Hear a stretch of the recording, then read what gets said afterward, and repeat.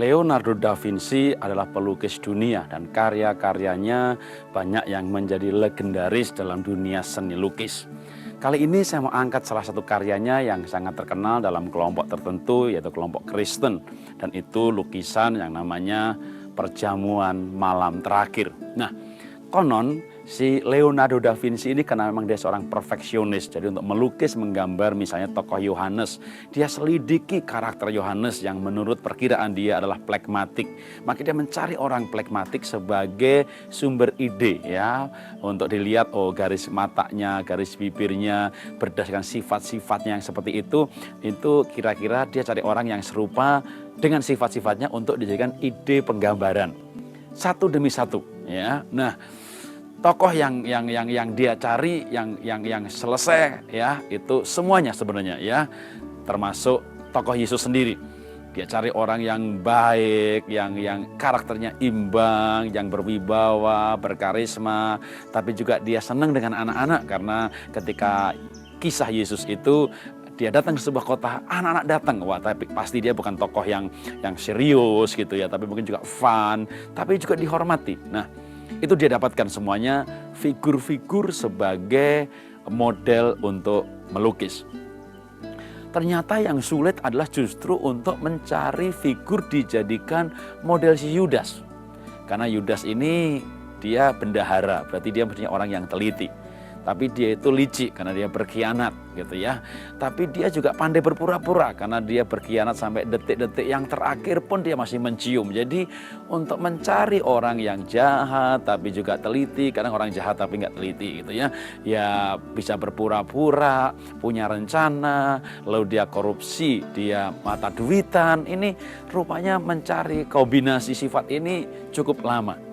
Ya, maka lukisan itu berhenti dan Leonardo da Vinci tidak menyelesaikan lukisan itu.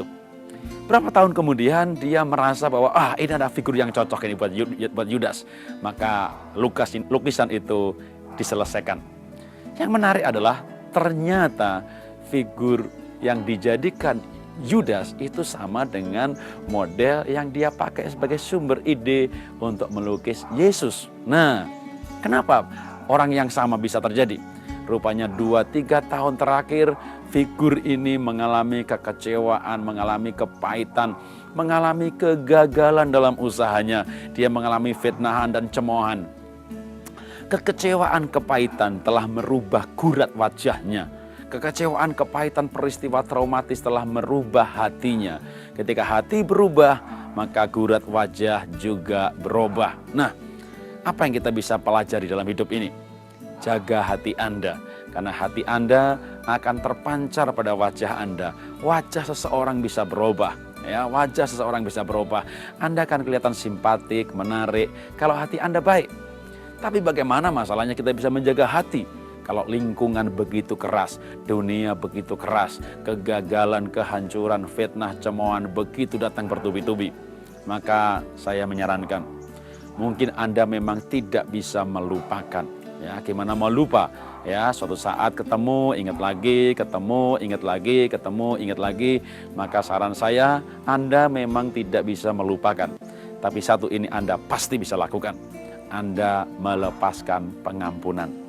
Ketika Anda mengampuni, ya, maka kekecewaan itu hilang. Ya, Anda melepaskan pengampunan. Ketika Anda ingat, Anda sudah mengampuni. Ya, tapi kalau Anda nggak mengampuni, hanya Anda melupakan saja, Anda pergi pindah kota, pindah lingkungan, pindah sosial, nanti ketemu ingat lagi. Ya, dalam otak kita tidak ada fungsi delete. Semua yang terjadi dalam kehidupan ini terekam. Karena itu melupakan bukan jalan keluar. Ya, hanya jalan muter saja dan dibalik lagi. Lepaskan pengampunan. Itu akan membuat Anda punya wajah tetap berseri-seri, Anda tetap tampil menarik, dan yang paling penting, Anda sendiri hidup bahagia. Salam sukses luar biasa.